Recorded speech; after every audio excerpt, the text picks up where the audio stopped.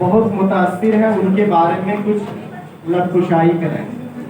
یہ تو بالکل وسیم صاحب کو جیسے گانا مل گیا ویسے ہی مجھے مل گیا.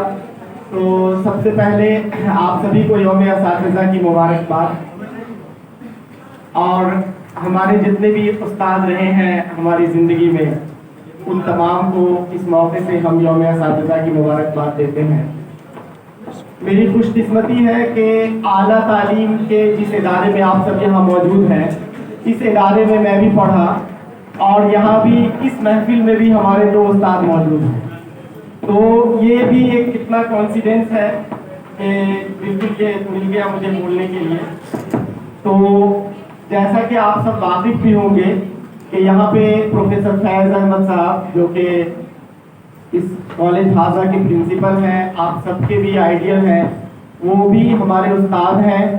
اور فرسٹ بیچ جب ہم لوگ بی ایڈ یہاں داخلہ لیے تھے تب سے وہ اس بیچ میں ہمیں پڑھائے اور اس پورے سال میں جو 2007-08 کا تھا اس میں ان سے ہماری شاگردی ان کی میں ہم نے پڑھا. دوسرے استاد اسی بیچ میں ڈاکٹر شفایت احمد صاحب ہیں جو کہ اس وقت سری نگر میں تھے اور سری نگر سے ٹرانسفر ہو کے دربھنگہ آئے تھے. تو یہ دونوں استاد ہیں. اس کے علاوہ بھی کئی استاد اس کالج میں تھے جو یہاں سے چلے گئے دوسرے کالجوں میں خدمات انجام دے رہے ہیں. تو ایک استاد کی جو پسندیدہ ہونے کی خصوصیات کیا ہے؟ پہلی خصوصیت یہ ہے کہ وہ اچھا پڑھائے.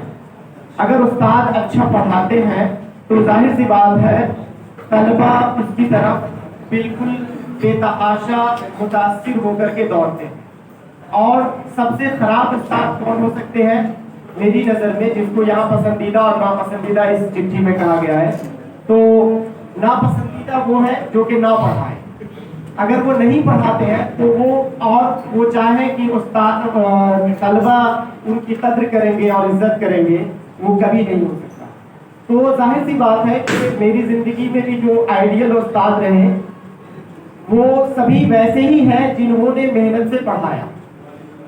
کیونکہ ہر بچے کے اندر ایک قدرتی اور فطری صلاحیتیں موجود ہیں. یہ سب آپ لوگ ایجوکیشن میں بی ایڈ کر کے آپ جا رہے ہیں تو یہ کوئی نئی بات نہیں رہ گئی. آپ سب جانتے ہیں پھر فلسفہ نفسیات سب پڑھ لیے. لیکن آپ دیکھیں گے کہ ہر بچے کے اندر یہ خصوصیت ہوتی ہے کہ اس کے اندر کچھ نہ کچھ سب سے جدا ہوتا ہے اور سیکھنے کی چیزیں اس میں ہوتی ہیں. استاد کو کرنا یہ ہوتا ہے کہ اس کی اس خوبی کو پہچان کر اس کو دشا دے, اس کو وہ سمت عطا کرے. اس کی شروعات گھر سے ہوتی ہے.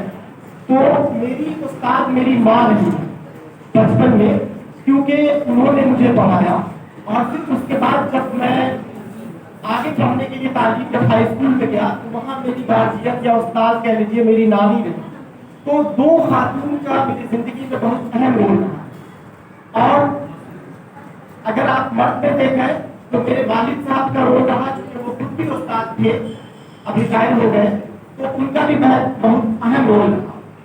اور اس کے بعد اعلیٰ تعلیم میں اگر ہم آتے ہیں تو اعلیٰ تعلیم میں گریجویشن کے دوران 2 اساتذہ ہمارے درمیان ایسے تھے میرے کالج کے دنوں میں. اس میں بھی ایک خاتون تھی, ان کا میری زندگی میں بہت اہم رول رہا. اور اس کے بعد پھر ہائر ایجوکیشن میں جب گیا تو وہاں بھی کئی اساتذہ کی رول رہا. اور جن سب میں سب سے زیادہ متاثر میں اگر کہوں ہائر ایجوکیشن میں تو میں اپنے کالج کے دنوں میں پروفیسر سندھیا جا سے تھا, یعنی کہ گریجویشن اور پوسٹ گریجویشن کے دوران. اور اگر عصری علوم کے اس پروفیشنل ڈگری میں آپ لیں تو اس کالج سے لے کر کے معلوم کا میرا حیدرآباد تک کا جو سفر رہا اس میں پروفیسر فیض احمد صاحب کا بہت ہی اہم کردار. بہت شکریہ.